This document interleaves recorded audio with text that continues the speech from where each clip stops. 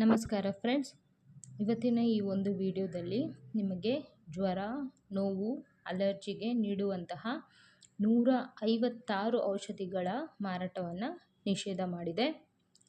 ಯಾವ್ಯಾವ ಔಷಧಿಗಳನ್ನು ನಿಷೇಧ ಮಾಡಿದೆ, ಏನು ಕಾರಣ, ಇದೆಲ್ಲದನ್ನು ಈ ಒಂದು ವಿಡಿಯೋದಲ್ಲಿ ತಿಳಿದುಕೊಳ್ಳೋಣ. ಜ್ವರ, ಶೀತ, ಅಲರ್ಜಿ ಮತ್ತು ನೋವಿಗೆ ನೀವು ಬಳಸ್ತಿರುವಂತಹ ಬ್ಯಾಕ್ಟೀರಿಯಾ ವಿರೋಧಿ ಔಷಧಿಗಳು ಸೇರಿದಂತೆ ಹೆಚ್ಚು ಮಾರಾಟವಾಗುವಂತಹ 156 ಸ್ಥಿರ ಡೋಸ್ ಔಷಧಿಗಳನ್ನು ಕೇಂದ್ರ ಸರ್ಕಾರ ನಿಷೇಧಿಸಿದೆ. ಅದು ಯಾವ್ಯಾವುದು, ಏನು ಕಾರಣ ಅಂದರೆ, ಆಗಸ್ಟ್ 12ರಂದು ಕೇಂದ್ರ ಆರೋಗ್ಯ ಸಚಿವಾಲಯ ಹೊರಡಿಸಿರುವಂತಹ ಗೆಜೆಟ್ ಅಧಿಸೂಚನೆಯ ಅನುಸಾರ ಉನ್ನತ ಫಾರ್ಮಾ ಕಂಪನಿಗಳು ತಯಾರಿಸುವಂತಹ ನೋವು ನಿವಾರಕ ಔಷಧಿಗಳು ಹೆಚ್ಚು ಬಳಸುವ ಅಸೆಕ್ಲೋಫೆನಾಕ್ 50 ಮಿಗ್ರಾಂ ಪ್ಲಸ್ ಪ್ಯಾರಾಸಿಟಮಲ್ 125 ಮಿಗ್ರಾಂ ಮಾತ್ರೆಯನ್ನು ಸರ್ಕಾರ ನಿಷೇಧಿಸಿದೆ. ಈ ಪಟ್ಟಿಯಲ್ಲಿ ಮೆಫಾನಾಮಿಕ್ ಆ್ಯಸಿಡ್ ಪ್ಲಸ್ ಈ ಮಾತ್ರೆ ಕೂಡ ಇದೆ.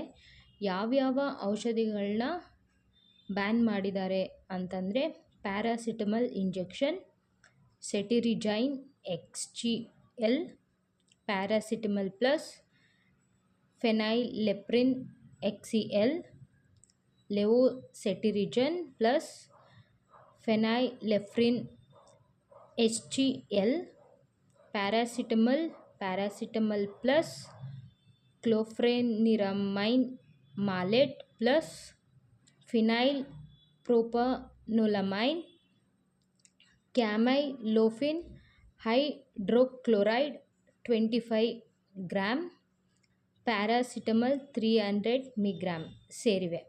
ಪ್ಯಾರಾಸಿಟಮಲ್, ಟ್ರಾಮಾಡೋಲ್, ಟಾರಿನ್ ಮತ್ತು ಕೆಫಿನ್ ಸಂಯೋಜನೆಯನ್ನು ಕೇಂದ್ರವು ನಿಷೇಧಿಸಿದೆ.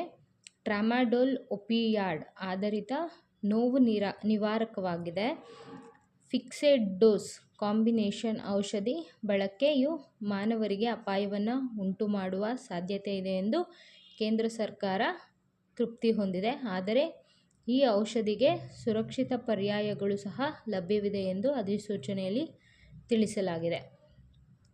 ಈ ಎಲ್ಲ ಔಷಧಿಗಳು ಮಾನವರಿಗೆ ಅಪಾಯವನ್ನು ತಂದಿಡುತ್ತೆ. ಆದ್ದರಿಂದ ಸಾರ್ವಜನಿಕರ ಹಿತದೃಷ್ಟಿಯಿಂದ ಡ್ರಗ್ಸ್ ಮತ್ತು ಕಾಸ್ಮೆಟಿಕ್ಸ್ ಕಾಯ್ದೆ 1940ರ ಸೆಕ್ಷನ್ 26A ಅಡಿಯಲ್ಲಿ ಈ FDCಯ ಉತ್ಪಾದನೆ, ಮಾರಾಟ ಅಥವಾ ವಿತರಣೆಯನ್ನು ನಿಷೇಧಿಸಲಾಗಿದೆ ಎಂದು ಅಧಿಸೂಚನೆಯನ್ನು ತಿಳಿಸಲಾಗಿದೆ. ಸೊ ಈ ಎಲ್ಲ ಹೇಳಿರುವಂತಹ ಔಷಧಿಗಳನ್ನು ಕೇಂದ್ರ ಸರ್ಕಾರದಿಂದ ಬ್ಯಾನ್ ಮಾಡಲಾಗಿದೆ. ಇನ್ನು ಮುಂದೆ ಈ ಯಾವುದೇ ಔಷಧಿಗಳು ಮೆಡಿಕಲ್ ಶಾಪ್ಗಳಲ್ಲಿ ಸಿಗುವುದಿಲ್ಲ.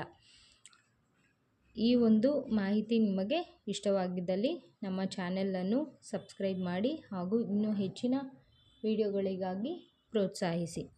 ಧನ್ಯವಾದಗಳು.